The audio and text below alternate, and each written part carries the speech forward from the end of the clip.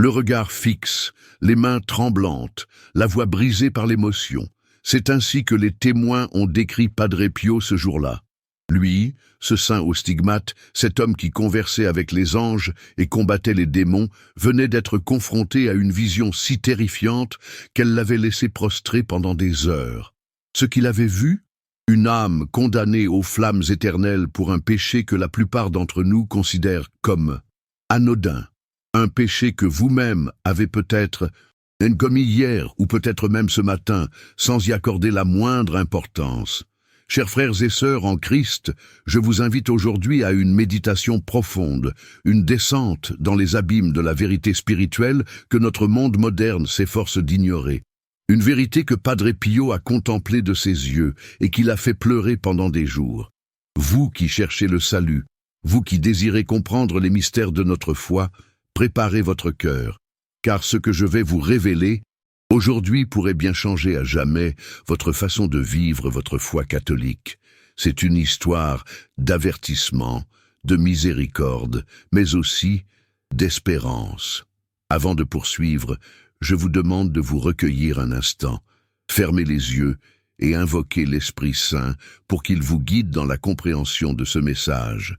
Car il ne s'agit pas simplement d'une anecdote sur un saint vénéré, mais d'un avertissement divin transmis à travers lui pour notre époque. Qui était vraiment Padre Pio? Pour beaucoup, c'est ce moine capucin italien connu pour ses stigmates mystérieux, ses plaies du Christ, qu'il porta pendant plus de 50 ans.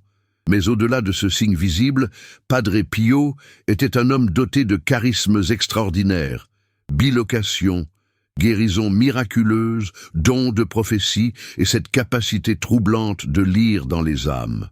C'est justement cette dernière capacité qui nous intéresse aujourd'hui, car Padre Pio ne voyait pas seulement l'état présent des âmes qui venaient à lui.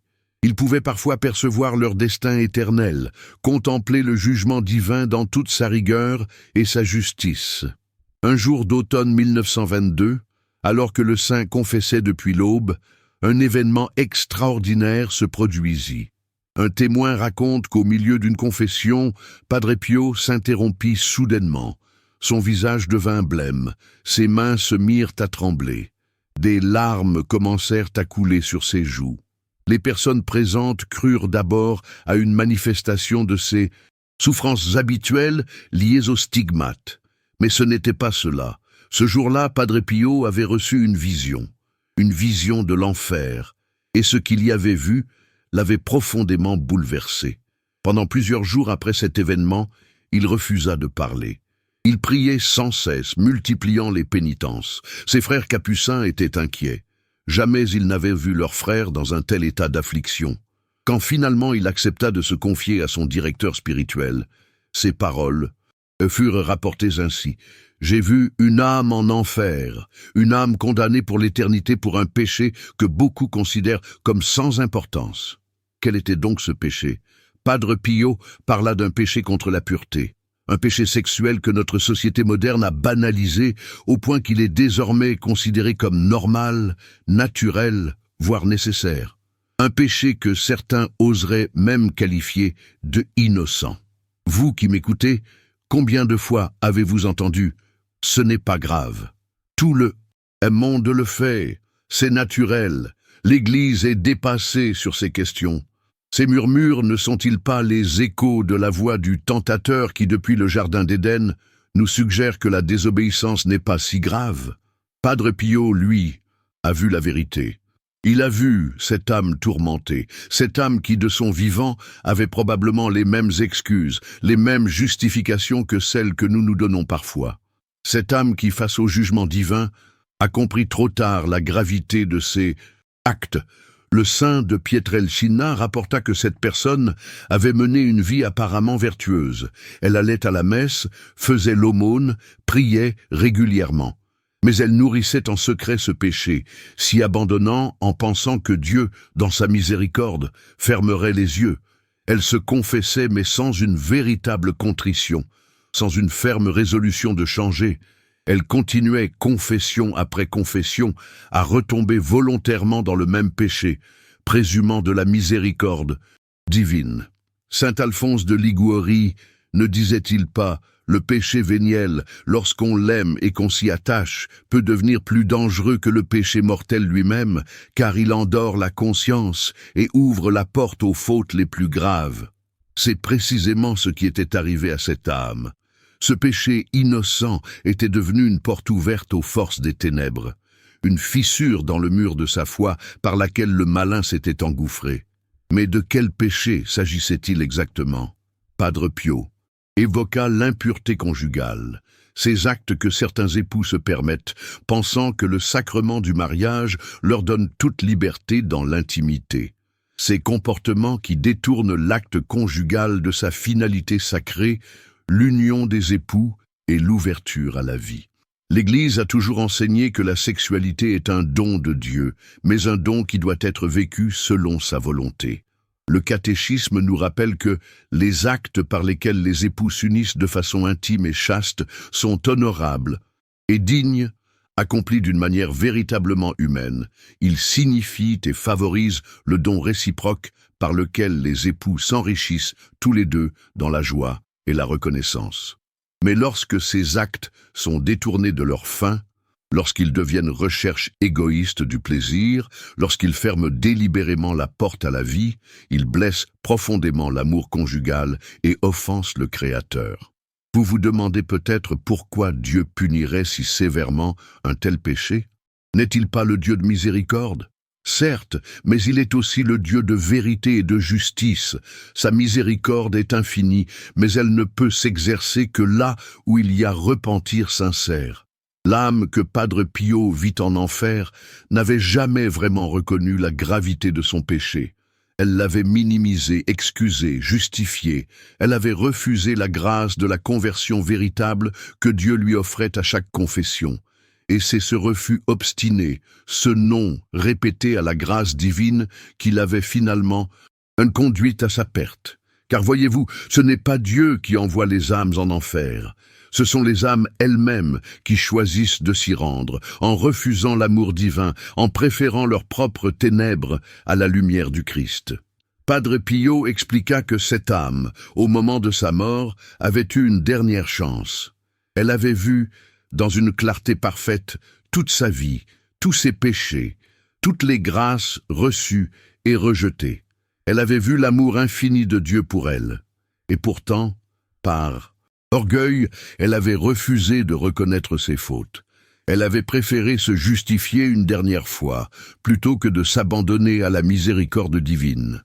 Cette révélation de Padre Pio nous rappelle les paroles de la Vierge Marie à Fatima, lorsqu'elle montra l'enfer aux 3 petits bergers. « Vous avez vu l'enfer où vont les âmes des pauvres pécheurs. Pour les sauver, Dieu veut établir dans le monde la dévotion à mon cœur immaculé. » Notre-Dame de Fatima, comme Padre Pio, ne cherchait pas à nous terrifier, mais à nous réveiller, à nous faire comprendre la gravité du péché et l'importance de la conversion.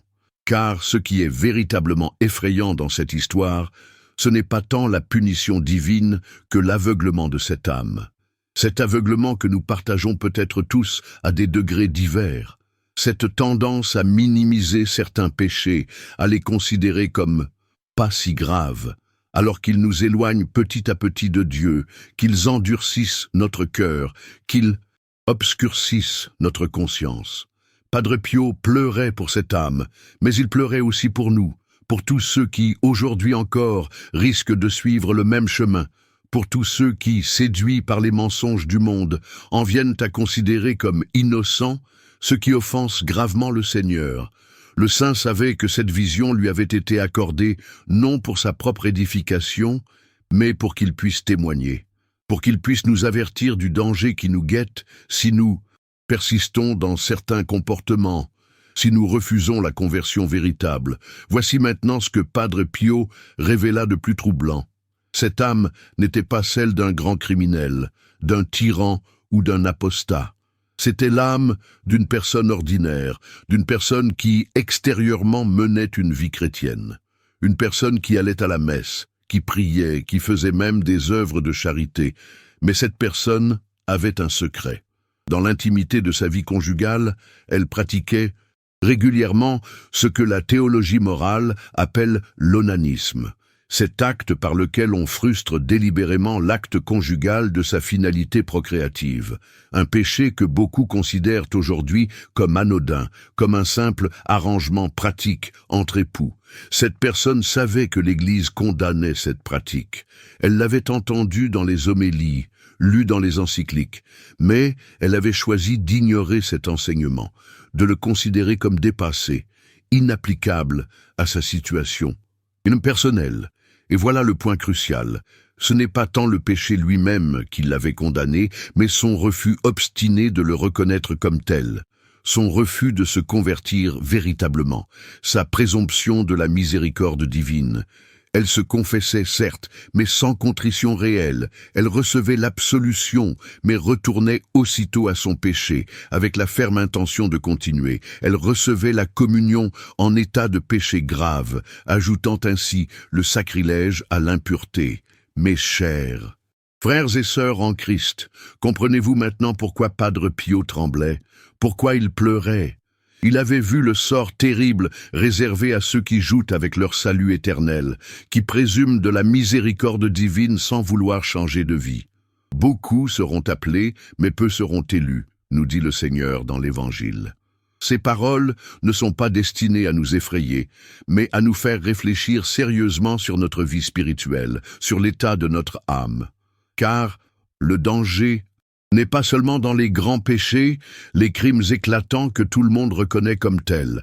Il est aussi, et peut-être surtout, dans ces péchés apparemment mineurs, ces compromissions quotidiennes, ces petits arrangements avec notre conscience qui petit à petit nous éloignent de Dieu et nous conduisent à la perdition. Le pape Benoît XVI ne disait-il pas « Le plus grand danger pour l'Église ne vient pas des ennemis extérieurs, mais de la gangrène intérieure des péchés commis par des membres de l'Église. Cette gangrène commence souvent par ces péchés que nous considérons comme pas si graves, ces péchés qui ne nous empêchent pas de nous considérer comme de bons chrétiens. C'est précisément ce que Padre Pio a voulu nous faire comprendre à travers cette vision terrifiante. Aucun péché n'est véritablement innocent lorsqu'il est commis en pleine connaissance de cause, avec la volonté délibérée de persévérer dans cette voie. Alors, que devons-nous faire? Comment éviter le sort terrible de cette âme que Padre Pio a vue en enfer? Tout d'abord, nous devons prendre au sérieux l'enseignement de l'Église sur la morale conjugale. Cet enseignement n'est pas un caprice de vieux célibataires déconnectés de la réalité, comme certains voudraient nous le faire croire. C'est la transmission fidèle de la volonté divine pour le bien des époux et de l'humanité. L'encyclique Humanae Vitae du pape Paul VI, confirmée par tous ses successeurs, rappelle clairement que tout acte matrimonial doit rester ouvert à la transmission de la vie.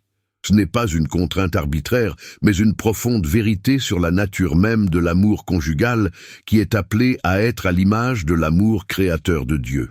Ensuite, nous devons retrouver le sens du péché. Dans notre monde qui a perdu tous ses repères moraux, où le bien et le mal sont constamment relativisés, nous devons réapprendre à appeler les choses par leur nom. Le péché est péché, même si tout le monde le commet. Même s'il est socialement accepté, même s'il procure un plaisir momentané, nous devons également redécouvrir le sacrement de confession dans toute sa profondeur, non pas comme une simple formalité, un lavage rapide avant de retourner au même comportement, mais comme une véritable rencontre avec la miséricorde divine qui nous appelle à la conversion. Une confession valide exige la contrition sincère et la ferme résolution de ne plus pécher. Sans ces dispositions, l'absolution reçue elle produit pas ses fruits de grâce. Pire encore, elle peut devenir occasion de sacrilège si nous recevons ensuite la communion sans avoir vraiment renoncé au péché. Et si vous luttez, si vous tombez et retombez, l'Église ne vous demande pas la perfection immédiate, mais l'effort sincère. Elle comprend la faiblesse humaine, les difficultés réelles que peuvent rencontrer les époux dans leur vie intime. C'est pourquoi elle propose des moyens concrets. La prière conjugale, le recours fréquent au sacrement, les méthodes naturelles de régulation des naissances pour les couples qui ont de sérieuses raisons de limiter leur descendance. Ces méthodes, loin d'être des contraceptifs catholiques, comme certains les caricaturent, sont une manière de vivre la sexualité dans le respect du plan divin, en harmonie avec les rythmes naturels que Dieu a inscrits dans le corps de la femme. Le bienheureux Carlo Acutis, ce jeune saint de notre temps, disait « La tristesse est le regard tourné vers soi-même, le bonheur est le regard tourné vers Dieu ». Cette parole s'applique parfaitement à notre sujet, car le péché, en particulier le péché contre la pureté, est fondamentalement un repli sur soi, une recherche égoïste du plaisir au détriment de l'amour véritable. La vision de Padre Pio nous rappelle que ce repli peut conduire à l'isolement éternel de l'âme, à cette tristesse infinie qu'est l'enfer. À l'inverse, la vie selon la volonté divine, malgré ses exigences et ses renoncements, conduit à la joie véritable, à cette félicité éternelle qu'est le paradis. Ne pensez pas que Dieu vous demande l'impossible. « Mon joug est doux et mon fardeau léger », nous dit Jésus. S'il nous demande de vivre selon ses commandements, c'est parce qu'il sait que c'est le chemin du véritable bonheur, de l'amour authentique. Padre Pio lui-même, malgré la terreur que lui inspirait sa vision de l'enfer, était un homme profondément joyeux, rayonnant de l'amour divin, car il savait que la miséricorde de Dieu est plus grande que tous nos péchés, pourvu que nous nous tournions vers elle avec un cœur sincère. Dieu pardonne beaucoup à qui aime beaucoup, aimait-il répéter. Mais aimer, c'est vouloir faire la volonté de l'être aimé, non pas lui imposer la nôtre. Aimer Dieu, c'est vouloir vivre selon ses commandements, même quand cela nous coûte, même quand le monde entier nous dit que nous avons tort. Mes chers frères et sœurs en Christ, je vous ai partagé aujourd'hui cette vision troublante de Padre Pio, non pour vous effrayer, mais pour vous réveiller, pour vous rappeler l'enjeu véritable de notre vie terrestre, le salut éternel de notre âme. Cette vision nous rappelle que chacun de nos actes a une dimension éternelle, que rien n'est véritablement innocent ou sans importance aux yeux de Dieu. Chaque pensée, chaque parole, chaque geste nous rapproche soit du ciel, soit de l'enfer. Alors je vous en supplie, au nom de notre Seigneur Jésus-Christ, au nom de Padre Pio qui a tant souffert pour les pécheurs, examinez votre conscience. Y a-t-il dans votre vie de ces péchés innocents que vous commettez régulièrement, sans remords véritable? Y a-t-il de ces domaines où vous avez décidé que l'enseignement de l'Église ne s'appliquait pas à vous? Si c'est le cas, n'attendez pas d'être confronté au jugement divin pour reconnaître vos erreurs. La miséricorde divine vous attend dès maintenant, dans le sacrement de confession. Une confession sincère, complète, animée d'un véritable repentir et de la ferme résolution de changer de vie. Vous qui êtes mariés, réfléchissez ensemble à votre vie intime. Est-elle conforme au plan divin pour la sexualité? Respecte-t-elle pleinement la dignité de chacun et la finalité sacrée de l'union conjugale? Si ce n'est pas le cas, ayez le courage d'en parler, de chercher de l'aide auprès d'un prêtre formé à la théologie morale, de vous informer sur les méthodes naturelles de régulation des naissances, vous qui êtes célibataires, veufs ou séparés. Rappelez-vous que la chasteté n'est pas une punition, mais un chemin de liberté et d'amour authentique. Dans un monde qui idolâtre le plaisir sexuel et en fait le summum de l'épanouissement humain, votre témoignage de chasteté joyeuse est plus nécessaire que jamais. Et tous ensemble, redoublons de prières pour notre monde qui s'enfonce chaque jour davantage dans l'impureté sous toutes ses formes. Prions pour les âmes en danger, pour celles qui, comme celles vues par Padre Pio, risquent la damnation éternelle à cause de péchés qu'elles considèrent comme pas si graves. Ô Marie, Mère de pureté, priez pour nous. Saint Joseph, protecteur des familles, priez pour nous. Padre Pio, intercesseur puissant, priez pour nous. Et vous, mes frères et sœurs qui avez écouté ce message jusqu'au bout, je vous confie à la miséricorde divine. Que Dieu vous bénisse et vous garde dans son amour. Qu'il vous donne la force de vivre selon ses commandements, dans la joie et la paix véritable que le monde ne peut donner. N'oubliez pas de partager ce message avec ceux qui vous sont chers, car la vision de Padre Pio n'était pas destinée à lui seul, mais à tous ceux qui cherchent sincèrement leur salut. Ne laissez pas vos proches s'égarer sur les chemins de perdition par ignorance ou par négligence. Et maintenant, chers amis, ne manquez pas notre prochain vidéo qui apparaît sur votre écran. Cliquez sur cette image et découvrez une autre révélation extraordinaire de Padre Pio qui pourrait changer votre vie spirituelle à jamais. Que la paix du Christ soit avec vous tous.